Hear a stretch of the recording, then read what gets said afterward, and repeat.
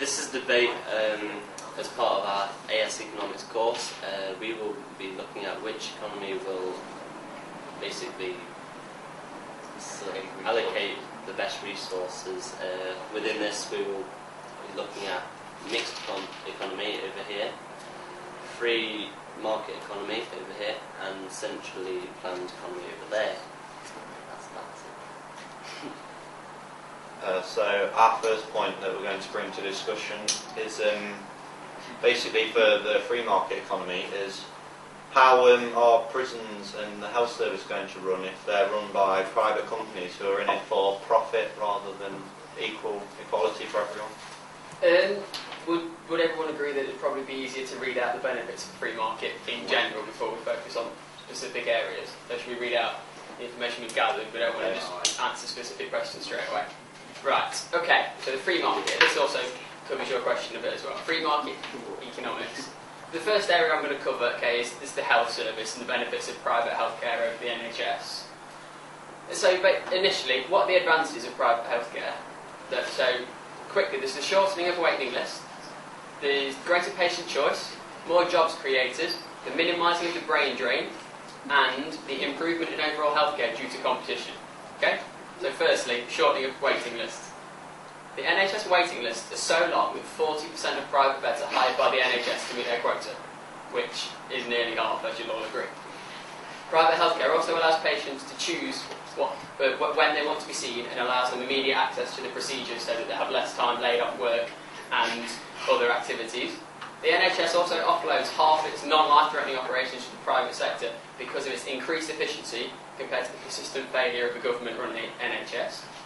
A greater patient choice.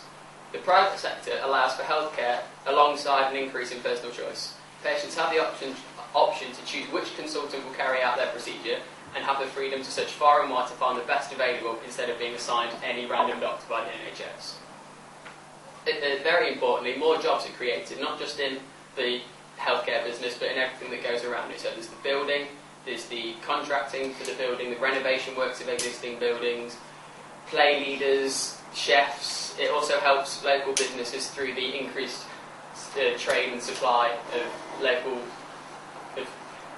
everything that we've mentioned so far. Minimising the brain drain. I don't know if you're aware, but the brain drain is the flow of professionals away from the United Kingdom, which has been drastically decreased by the influence of the private sector. The private sector can offer far better wages than a state-governed NHS, which has led to many nurses staying in the UK to ply their trade. Improvement in the healthcare due to competition, which is my final point. As long as there are competing private hospitals, then standards will be driven up through competition. Competition in every department leads to a forced improvement of standards, leading to far better patient healthcare. Another advantage of the free market economy is distribution of wealth. On a purely theoretical level, proponents of a free market do not care about the distribution of wealth resulting from the system. However, on a practical political level, the issue is important.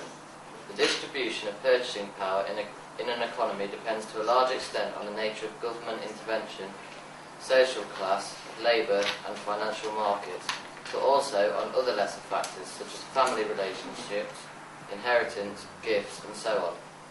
Many theories describing the operation of a free market focus primarily on the markets for consumer products, and their description of the labour market or financial markets tends to be more complicated and controversial. Also, greater choice. The whole market would be opened up and the consumer would have a much bigger variety of products they could buy. This would allow them to find the product suitable for them and at the cheapest price. There is also more choice for the producer, as they can choose what they produce, how much of it they produce, how much they pay their workers, and how much they sell their product for. People willing to pay higher prices for something in large demand is an advantage because consumer decides what they will purchase and produce. This means that the producer gets to decide what to produce, how much to produce, and to charge the consumer for those goods and services. Employees pay and not the government. This means that when a certain good or service is the must-have thing, then businesses will choose to charge what they want and what the consumers are willing to pay for it. Because this product is in high demand, the price will be higher. even because of this, more companies will compete to get the lower prices to sell their products. And so when a good or service is in high demand, then more companies may choose to buy the good or change their service. This means that the consumer will have a larger choice of where to buy the good or service depending on its price. This will mean that companies will reduce their prices to stand a better chance of selling their goods in a more competitive place in the market. This is contrasted with a planned economy with which the central government would decide where to produce and what quantities. It would also increase employment. Employment would increase as more private businesses would be set up and would produce more vacancies for jobs. Also, the businesses are set up to compete with other businesses where previously they may not have had to compete so productively and efficiently at low cost would be a priority. Also, previous businesses may try to take on more of the market share and expand, as in a free market they haven't got to pay the government. This would also mean they would have to take on more employees. And that's pretty much it. Are there any questions? Can I just ask a question about one of the points Matt made earlier on to do with the healthcare system that your economy offers? You say that it is a better process whereby you have private healthcare, but if you're thinking about the range of people that are in a society, not everyone can afford to have private healthcare, which is why NHS is a good system to have, because it means everyone pays money towards it, but they don't have to pay the huge cost that private healthcare can insist when you need it, whereas the NHS is there whenever you need it, although there are sometimes larger waiting times, but it's something that everyone can afford, rather with private healthcare it's an extortionate cost. So can you just clear your question? You're asking why mine's better than yours? How can you say private healthcare is better because not everyone else can afford it?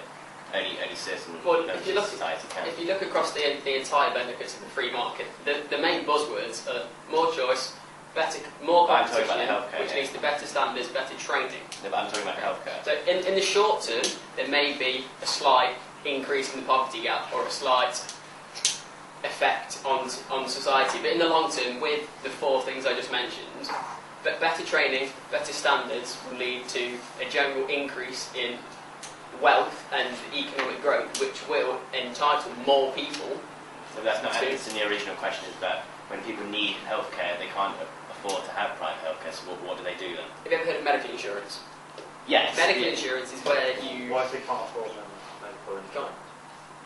The choice is out there. The vast choice that private healthcare offers will lead to there being an option somewhere where everyone can afford and can get access to the treatment. Surely then it's better in our mixed economy where we have a free healthcare service, then if you can afford it, you go to private, which has all of the advantages which you stated. Well, isn't the option of private healthcare just a reflection on a selfish society and a shallow and quick thinking and self-obsessed society whereby the people are totally focused upon themselves? Well, it's in mind, is it? If someone wants to get healthcare, it's not them being selfish, trying to help themselves from, in some cases, not dying. Well, the option of private healthcare, as I said, the majority of offload of private healthcare is non-life-threatening conditions that the NHS simply can't handle as a state-governed body because they can't offer the wages, they haven't got the facilities that will enable them to perform these operations that the majority of the current private sector performs.